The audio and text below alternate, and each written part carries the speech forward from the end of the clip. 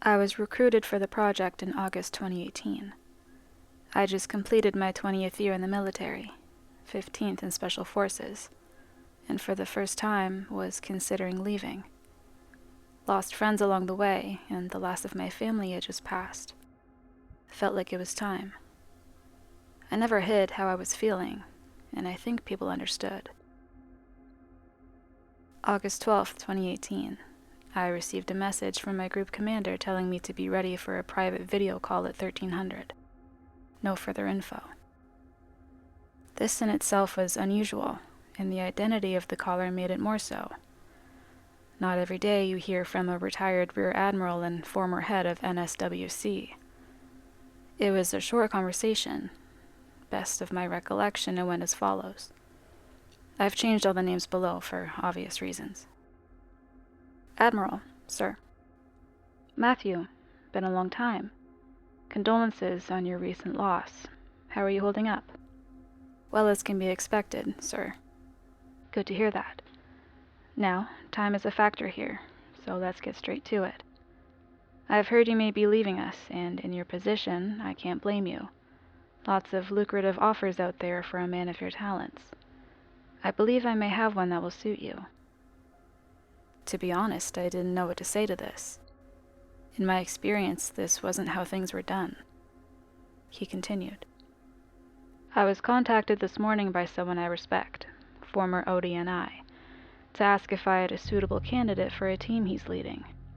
To be clear, this is an SAP with a blank check, run in conjunction with some of our private contractors and assets. You were the obvious choice. No family, I thought. Halfway out the door already. If you're interested, I'll pass you through to another call with the project leads. Give these men your consideration, son. This is a unique opportunity to serve your country and be well rewarded. Can't deny I was intrigued. As much as I'd been toying with the prospect of civilian life, it wasn't a comfortable feeling. I'll admit it scared me a little. The fear of being without purpose. At least that's how I imagined it at the time. Yes or no, Matthew? Yes, sir. Wise decision. In that case, my involvement ends, and this discussion never took place. Understood? Understood, sir. He nodded to me and the screen went blank. My connection was routed to a platform I didn't recognize. In the following minutes, I received download requests for some heavy-duty encryption and security software. Once they completed, a fresh call screen opened. There were 2 others present, but no video or ID. Their audio carried a mild distortion, likely some form of voice masking. The conversation only lasted 2 minutes. They gave me a brief overview of the project and what would be required of me, dates and times.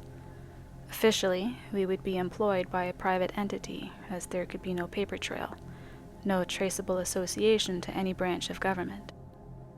Plausible deniability in case of a catastrophic intelligence leak. The pay was more than adequate, and my immediate discharge would be facilitated. What wasn't discussed were any details of the operation. They simply told me I'd be briefed on site. The call ended and one of those new security programs kicked in, cleaning itself and any trace of the last 15 minutes from my system.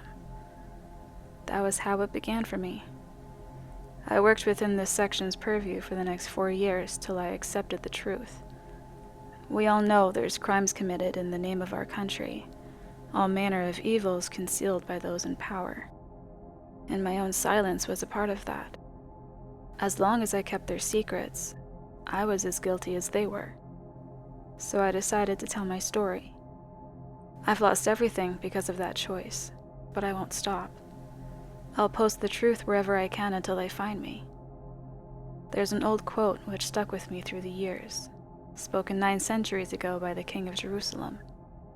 I think of it damn near every night, words rising up in the quiet moments. As I drive through the night, watching my mirror for a tale. As I give another false name at another cheap motel. As I sleep alone in the woods, gun in my hand. I find myself whispering it. A prayer, a mantra, and a curse. When you stand before God, you cannot say, "But I was told by others to do thus," or that virtue was not convenient at the time. This will not suffice. Indeed, it will not.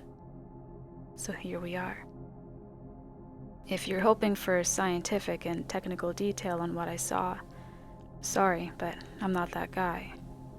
I'm no PhD, and all relevant intelligence was on a need-to-know basis. Compartmentalization is key to security. There are thousands of people all over the US who have worked on beyond top-secret projects and never had any idea what they were a part of. In the most basic scenario, think of it like this. You need someone to drive a truck. Doesn't mean they need to know what's in it. Even the information I did learn of the project and its history were limited. I received some general scene setting and early briefings, and picked up the rest over time. To the best of my knowledge, the site was discovered through irregularities on standard seismic scans. Some bright spark matched the coordinates with a recorded satellite interference, then took a field trip to check it out. What they discovered worked its way up the ladder until someone senior enough made the decision to lock it down and bury everyone involved in NDAs. The land surrounding the anomaly was bought up through private third parties, and a mining concern created as cover. August 15th, I took a flight out of San Diego, arriving for pickup around 3 hours later. After 2 decades of traveling overseas, this was a genuine pleasure. I was collected by another ex-Special Forces operative. Let's call him Mark. We drove 8 hours, from city to suburb to empty plain, arriving in the mountains after dark. Mark wasn't much of a talker, but neither was I, so we got along just fine. After an hour of winding through moonlit forest, we reached our destination at 2 a.m. Mark had a key code for the first gate, a vehicle-size entrance and high perimeter fence. The road took us to a complex of buildings nestled on the mountainside. We were met there by 2 armed guards, who escorted us from then on. They led us inside one of the larger structures and pointed out where our living quarters were located, then took us down a narrow set of stairs to a cold and empty basement. There were steel double doors built into the wall, maybe 20 feet wide, which accessed the interior of the mountain itself. We entered what had once been a natural cave network, now enlarged and extended through the recent excavation. A single powerful LED strip ran down the center of the ceiling, and there were cameras at every corner. It was a 5-minute walk through these stone passages before we reached the final checkpoint. This door was airtight, 6-inch thick steel, and must have weighed the better part of a ton. On the other side was the project control center. It was a relatively basic setup, one equipment tower with computer stations on either side, a generator, and several stacks of containers. On the opposite side of this area, I saw a second airtight steel door. There were only 3 people present. First was a tall, thin male in his 50s who introduced himself as Adam, the on-site lead, and, I suspected, one of the men I had spoken to by video call. Next was Joanna, an intelligence analyst and agency liaison. Last was Luke, who would be part of the security detail with Mark and myself. There were never many people present. In fact, I rarely saw more than half a dozen at any one time. The remaining 3 members of the team arrived in the next hour, and our initial briefing took place shortly after. Adam called everyone together, and we introduced ourselves.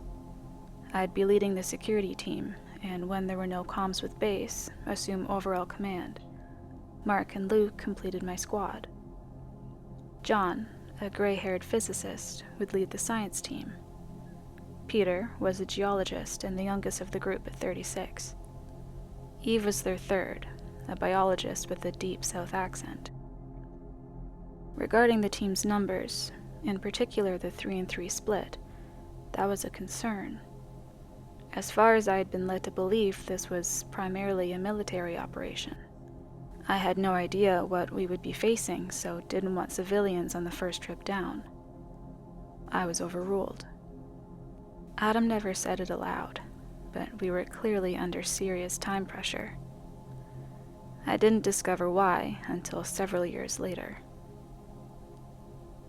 The next morning, Joanna took us through to see the object which had brought us all there. The anomaly, she called it. Not going to lie, it wasn't much to look at. Not at first. It occupied the center of another excavated room, surrounded by an array of monitoring equipment.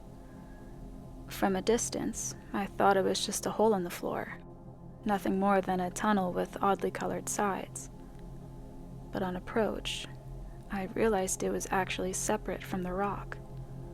A pale tube, 15 feet in diameter, rigidly extending a few inches out from the stone encasing it. The material which formed it possessed a faint luminescence, a milky light which swelled and shrank in each passing moment. Despite this, when I stared down inside, I found the interior plunged rapidly into total darkness. At the mouth, there was also a mild disturbance in the air, tiny waves of heat and humidity which buffeted my skin. The surface of the tunnel wall appeared to be in constant motion, reflecting and distorting any light which fell on it. The on-site team referred to the structure as biofilm, though they never successfully acquired a sample to confirm its nature. It was only 2 inches at its thickest point, yet penetrating it in any way had proven impossible. Nothing was able to pierce the surface. Pneumatic drills, graphene blades, and even an infrared solid-state laser all failed. Force or radiation of any kind was almost instantly dissipated throughout the biofilm. The only measurable effect of any of these tests was a temporary increase in luminescence. As for the interior, they had tried sending drones down in early July. Both units were lost due to electromagnetic interference in the first 50 feet, dropping lifeless into the dark like pennies in a well. To be fair to the team involved, there was no fucking around on the third attempt. They lowered a heavily reinforced and insulated instrument platform on steel wire cabling, the kind of unit that could survive a volcano or the ocean floor. That worked better until they ran out of cable at 2 miles. Next attempt reached 7 miles. The readings these units returned were unusual to say the least. Inside the tunnel, there were no variation in temperature, humidity, or atmospheric pressure. None whatsoever. 32.3 degrees Celsius and humid as a rainforest every inch of the way down to 7 miles. Now, just for comparison, the land outside the caves averaged 12 degrees that month and dust dry. The air inside the tunnel was also tested for airborne toxins and other trace materials. This result was even stranger. There was nothing detected. Not so much as a microbe. It was as if the atmosphere inside remained completely sterilized despite being open to the air. August 10th, the sensor platform was lowered for a 3rd time. This attempt halted at 9 miles. They had found something. We had set our descent for August 17th at 0800. A lift had been constructed the previous day after a final delivery of equipment. It looked reassuringly sturdy and had a max carry weight of 20,000 pounds, so we would be well within safety parameters. The miles of cable had been arriving for days and were laid out everywhere you looked. Our gear was all excellent quality. 3rd generation night vision, PAP respirators, though there was no indication yet we would require them. Custom-made Kevlar composite body armor, standard Glock 19 sidearms, and modified MK-17 scars for the security detail. Not everyone's favorite weapon, but I never had an issue. We also used an interlinked videocom system, where everything we saw and heard was recorded and could be viewed in real time, or replayed by any other member. This system also included location trackers built into our helmets. If I was going to be petty, which I am, The chest rig had a fucking stupid design, and the pockets weren't big enough. But no serious complaints. The lift had 2 sections.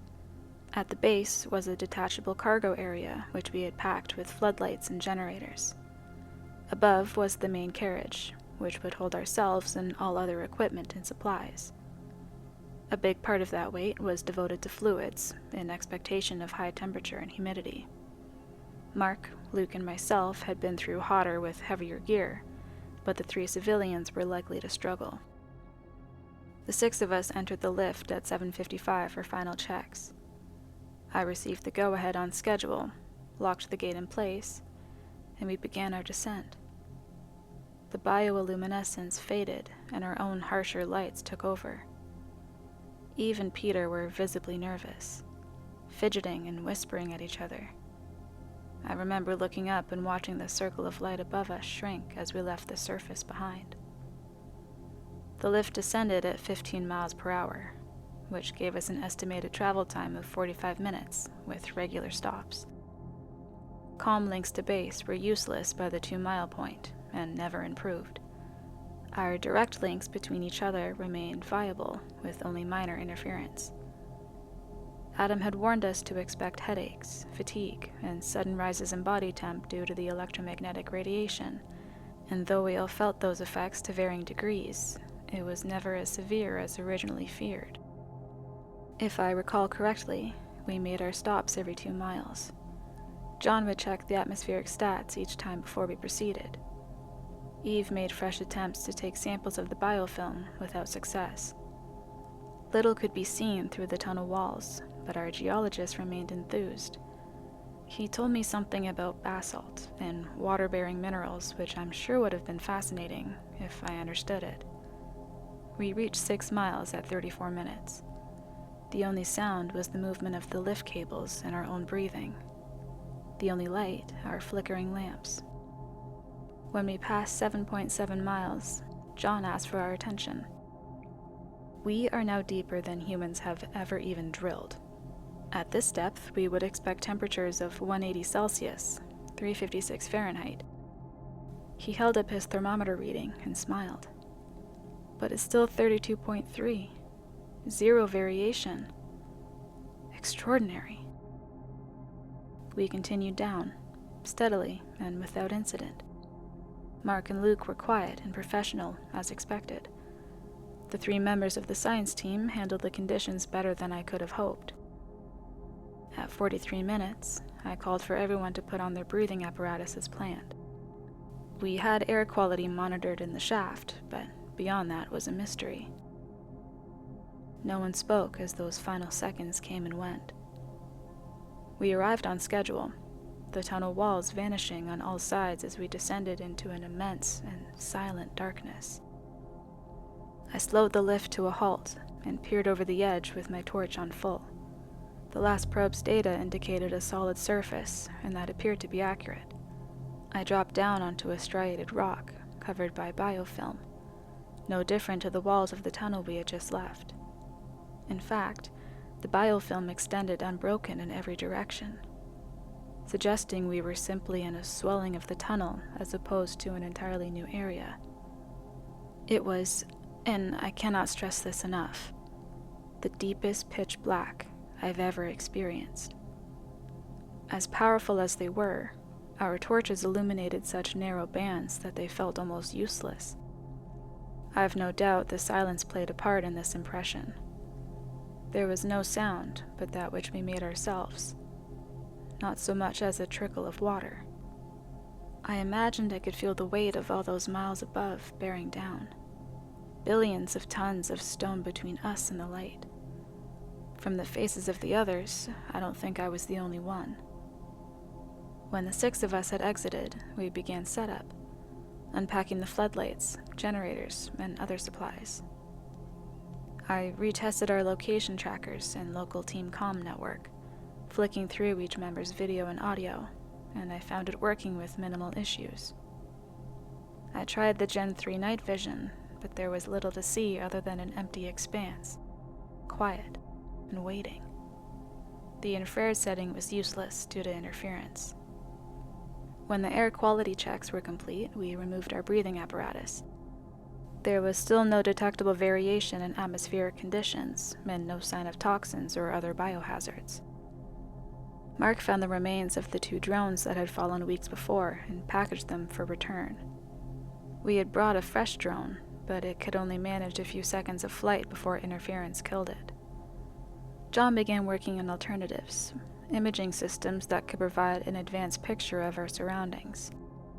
He called us over 30 minutes later.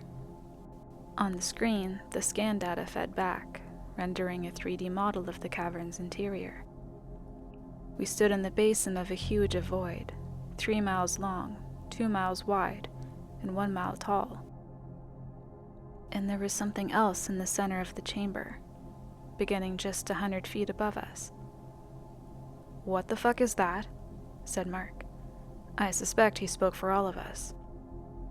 In the silence over our heads, a gigantic cylinder ran the full length of the expanse.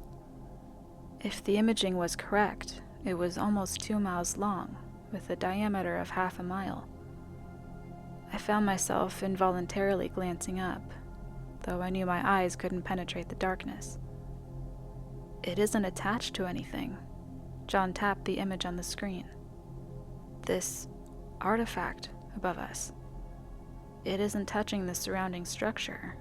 Not anywhere. No visible support. It's just floating, for want of a better word." It only took us a couple of minutes to angle some floodlights directly upwards, then zoom our cameras in on the object. We could see it up there, though there was no great detail for me to describe. All the light revealed was a dull metallic surface, the smooth skin of the sleeping giant hanging over us. All right. I checked the time and decided to push on. Let's get back to it. We've got a schedule to keep. As we worked, I noticed the bioluminescence had picked up around the lift, in both surface area and intensity. I didn't know whether to be unnerved or thankful. It took us 2 hours to set up the field of cables and lighting. When we were complete, almost a quarter of the chamber floor had enough illumination for us to find our way without night vision. The lamp still flickered, but we would have to live with it. I'd created and overlaid a location grid on the models John had produced. Once everyone confirmed access to this on our handsets, we agreed to regroup at base camp. The walk back was when Eve fell. I heard her intake of breath and curse on the audio, then Luke helping her up. I switched to her video feed on my own headset. "Eve, you alright? What happened?" "Sorry." She sounded more irritated than hurt. "Tripped." I watched the live feed as the biologist dusted herself down and began to examine the ground around her feet. It was as flat and featureless as any other part of the biofilm. "I definitely tripped on something sharp," she said. "It was right here." "Luke?" I saw him helping her search. "Didn't see anything, sir," he replied. "I'm not imagining it," she continued. "I know what I felt." I rewound her footage and played it back. Eve had been watching where she was going, and I couldn't see a reason for the fall. "Nothing on your cam. Luke didn't see it. Nothing there now. Let's put it down as a stumble and move on." "I didn't stumble." I could hear the frustration in her voice and saw in her live feed that she had sat back down. As I watched, she rolled up a trouser leg and focused the visual on her shin. An ugly cut was bleeding just beneath her knee. "Okay, Eve, point made. I'm not doubting you. But for now, there's nothing else we can do. Let's get back to base, patch that up, and stick to our schedule. If there's time, we'll return to this area to investigate. Mark it on your map grid."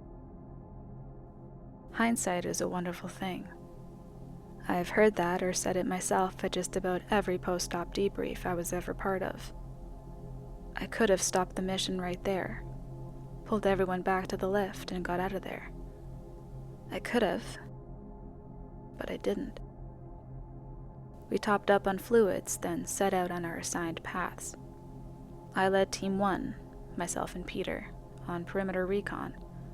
Team 2, Mark and John, would go straight down the center of the cavern beneath the artifact. Team 3, Luke and Eve, would remain at base until another squad returned. I estimated my team would take 4 hours with a couple of breaks. Mark and John, 3 hours. As we approached the midway point of the cavern, the floodlights had long faded behind us. The weight of darkness seemed to press in, a vast emptiness swallowing the sound of our steps. I found myself getting jittery, genuinely nervous for the first time in years. Sweat stung my eyes, and I checked and rechecked our location. When we stopped to drink, I activated my mic. "Updates, Team 2? "Fourth stop," Mark replied. "Taking more readings from the artifact." I heard John's voice in the background. Then he clicked on his own mic and repeated himself so I could hear. "The electromagnetic interference is from the cylinder, almost certain of that now. It appears weakest at the midpoint, rising in intensity at either end. Still to confirm that, of course." "All right, Team 3? "No issues." Luke's voice, calm and assured. "Completed equipment diagnostics. Good to go when needed." I noted comms quality degrading with distance. It seemed likely we'd lose contact with Luke and Eve by the time we reached the far end of the chamber. My train of thought was broken by Peter's hand on my arm. I turned and saw him pointing ahead. "I see a light," he said. "Grid Z109, maybe? Or 110? I peered into the distance where he indicated. There was definite illumination there, a dull red which varied in intensity. I flicked the comms back on. "This is Team 1. We may have found something. Going to investigate. Grid Z109. The glow increased in size and strength as we approached.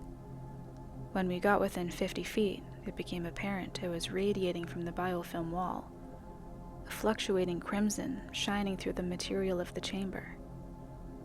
It was moving, I realized, flowing slowly down the wall, then across the floor. "It's lava." Peter was smiling broadly, his face bathed in red light, fascinated and amused in equal measure. He stepped forward and reached out for the glowing surface, placing his hand against it before I could stop him. "It's cool," he said with a laugh, waving his hand back at me. "No heat transfer at all." That close, we could see the biofilm itself shimmering, whatever substance it was made of, redirecting and distributing the heat and pressure from the molten rock. As we stood and watched, the flow surged beneath our feet, quickly growing to many times its original area and brightness, engulfing us both in its luminescence. My God, look at that. I followed Peter's gaze, and my breath caught in my throat. The lava cast its light across the chamber, caressing all before it in a sea of dark fire. High above us, the gigantic artifact hung suddenly revealed, still and silent, an alien. "This is Team 2. John's voice interrupted us. "We found a discontinuity in the cylinder's surface. It's a narrow circular channel, faint light emanating from it. Approximate radius of 40 feet. Purely speculation, but perhaps an entrance of some sort?" I tried to reply, but a burst of static left the audio crackling. When I switched to John's video feed, it flickered too badly to see anything. "Look," said Peter behind me. "The lava is cooling against the biofilm, fading already. I mean, that was 700 degrees. At minimum, Team 1? Matthew?" John's voice came through again. "This is Team 1, I replied. "Go ahead." Mark is, missing. I turned, and he was gone. Just seconds ago. I can't see him, and he isn't answering on comms." I pulled up the location trackers. Mark's had vanished, and his video and audio were dead.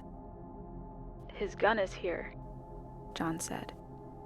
I switched to his video feed and saw the physicist pick up the MK-17. It's just lying here. John, listen to me. I pulled up Mark's video history as I spoke. Do not move. Stay right where you are and await instruction. Mark's video cut out 90 seconds earlier. One frame, he was watching John walk ahead of him. Next frame, the signal was gone. I ignored my rising heart rate and focused. John, you read me? Yes, I'm here. I hear you.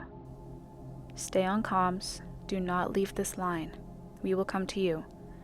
I have you at grid M101, correct? Yes. Yeah, that sounds correct. Put all your lights on full and stay calm. We're en route. I realized I'd already started towards him, and Peter was running behind me to catch up. Team 1 to Team 3, we may have an issue. Mark is MIA. Heading to last known location double time. Be ready to move if we require assistance. No problem. Luke's voice. Standing by. Seconds later, Mark's locator returned on tracking, but his video and audio remained out. According to the signal, he was only 30 feet from his last known position. John, I need you to do something for me. All right. Are you close? 4 minutes. Look on your personnel tracker. Mark's is back, northwest of you, very close. See it? Yes, I see the signal. Shine your lights in that direction for me. I watched his feed as he turned to the correct heading and aimed his torches. What's that? He said, no longer able to hide the tremor in his voice. I zoomed in the picture to be certain. It's Mark's helmet, I replied, quickening my pace again. Don't move. 2 minutes. I heard Peter's ragged breathing behind me as he struggled to keep pace. I remember calling back to him that we were almost there. Matthew. John's voice, wavering. I think... His camera went blank, and his locator vanished. Mark's disappeared with it. I halted, weapon raised. Peter missed my hand signal and almost ran into me, clutching my pack to stop himself falling. John? I called over the comms.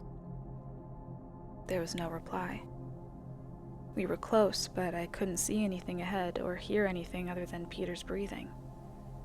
Mark? John? Anyone read me? Darkness closed in around us once more, invisible arms tightening their grasp. Decisions. I had potentially lost 2 of my team.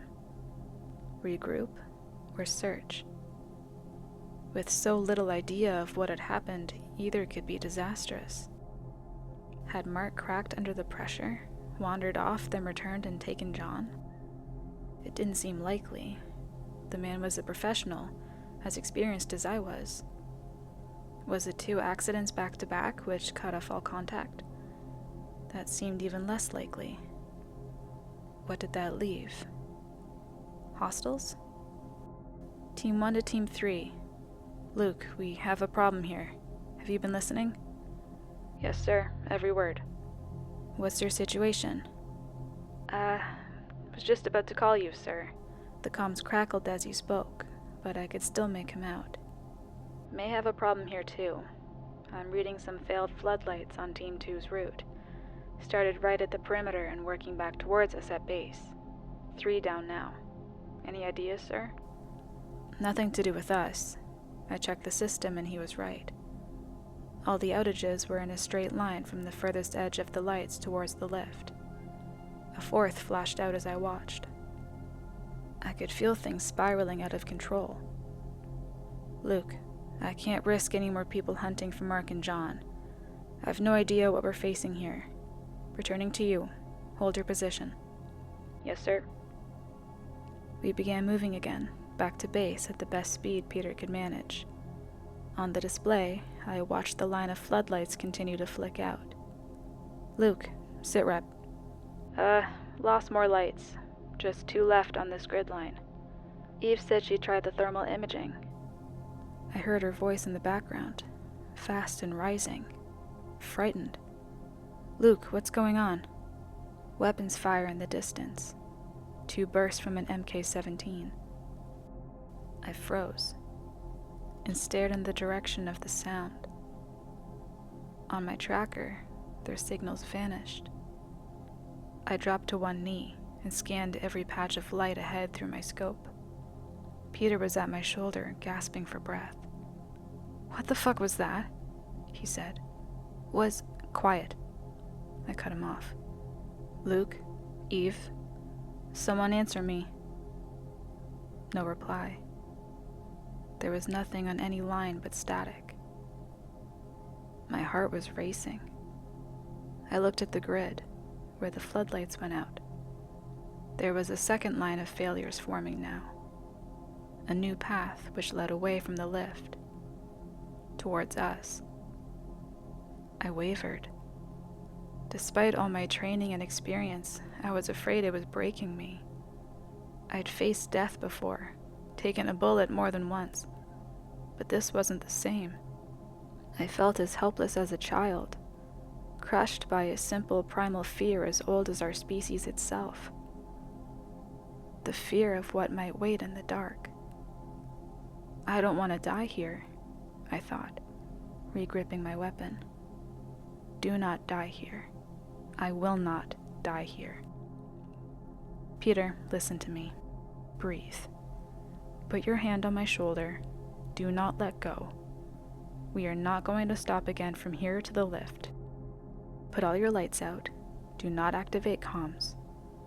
We are silent from here on in. Understand? He began to speak, then nodded instead. Shit, I thought. If I was scared, I couldn't even imagine what he's going through. Go. I chose a route which swung away from the disabled lights, taking us to the lift in a wide loop. Every few seconds, more floodlights cut out on the readout.